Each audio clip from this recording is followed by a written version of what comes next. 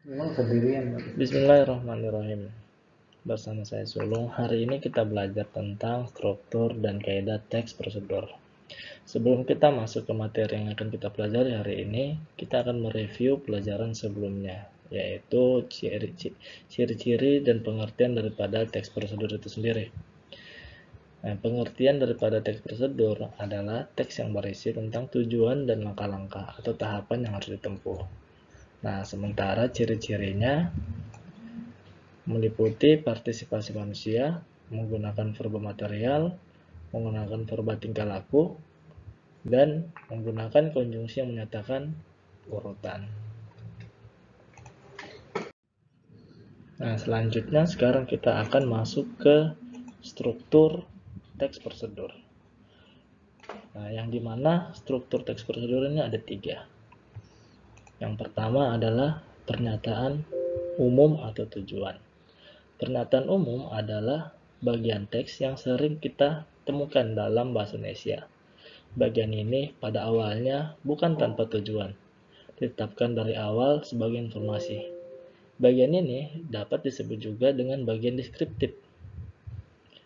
Di bagian ini dapat mencakup pengertian dari suatu yang akan dilakukan, fungsi dari teks prosedur tentang sesuatu yang akan dilakukan, dan tujuan atau manfaat yang dapat dicapai setelah melakukan langkah-langkah yang tertera dalam teks tersebut. Tujuan pada teks prosedur adalah pengantar umum sebagai penanda apa yang akan dilakukan dan motivasi dalam melakukannya. Nah, struktur yang kedua itu adalah langkah-langkah. Langkah-langkah berisi melakukan sesuatu dengan urutan secara bertahap. Dan urutannya tidak boleh secara acak. Dia bertahap.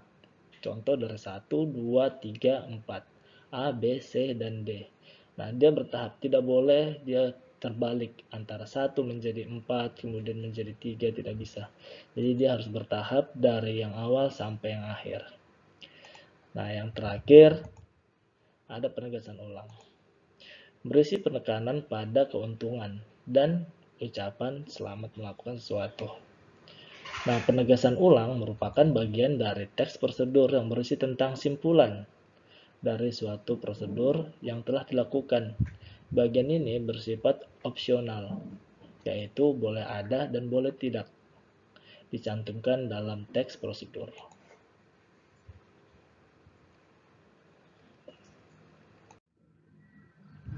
Sekarang kita masuk ke kaidah pembahasan teks prosedur, yang dimana pertama kaidah pembahasan teks prosedur itu adalah kata kerja imperatif.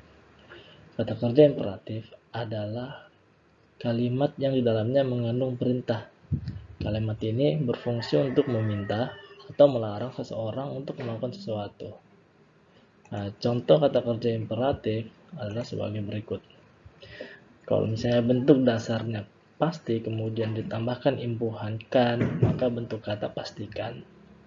Kemudian selanjutnya bentuk dasarnya tunjuk, kemudian ditambahkan imbuhan kan, maka bentuk katanya tunjukkan. Jika bentuk dasarnya cerita ditambahkan imbuhan kan, maka dikatakan situ ceritakan. Selanjutnya jika bentuk dasar hindar kemudian ditambahi imbuhan i, maka berbentuk kata hindari. Dan yang terakhir, jika bentuk dasar jadi kemudian ditambahkan imbuhan lah, maka bentuk kata akan menjadi jadilah.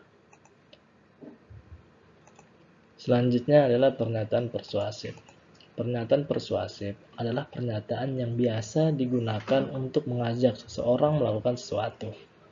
Pernyataan persuasif ini biasanya berisi tentang ajakan, himbauan, dan perintah terhadap sesuatu kepada seseorang. Sesuatu tersebut biasanya sesuai dengan keinginan penulis. Contohnya yang seperti ini. Penggunaan bahasa yang baik juga menjadi keharusan. Yang kedua, singkatnya, akan lebih baik bila kita mampu menampilkan sikap yang antusias. verbal maupun nonverbal. Selanjutnya, ini wajar karena bersikap pasif dan menyerahkan segala sesuatu pada pihak perusahaan tidak akan menambah nilai kita di mata pewawancara. Yang terakhir, pewawancara sangat menghargai kandidat yang mampu menentukan nominal gaji yang ia harapkan karena dianggap bisa melakukan penilaian atas kemampuannya dan tugas-tugas yang akan dilakukan. Setelah kita masuk ke penampilan persuasif, selanjutnya ada kata teknis. Kata teknis banyak menggunakan kata-kata teknis berkaitan dengan topik yang dibahasnya. Apabila teks tersebut berkenaan dengan masalah komunikasi, akan digunakan istilah komunikasi pula. Misalnya tanya jawab, kontak mata, wawancara, verbal, nonverbal, bahasa tubuh, dan negosiasi. Selanjutnya ada konjungsi penjumlahan. Banyak menggunakan kata penghubung atau konjungsi partikel yang bermakna penambahan. Seperti selain itu, pun, kemudian, selanjutnya, oleh karena itu, lalu, setelah itu, dan di samping itu. Dan yang terakhir, memiliki deskripsi alat. Apabila prosedur itu berupa resep atau petunjuk penggunaan alat, akan digunakan gambaran rincian tentang benda alat yang dipakai, termasuk ukuran, jumlah, dan warna. Karena jika diberitahu cuma namanya aja, terkadang orang tidak mengerti benda apa yang dimaksud. Jadi harus dideskripsikan alatnya pula, bentuknya, warnanya, besar atau kecilnya, semuanya dijelaskan. Ya, ini aja dari saya. Mungkin pelajaran singkat yang kita pelajari hari ini. Sekian, assalamualaikum warahmatullahi wabarakatuh.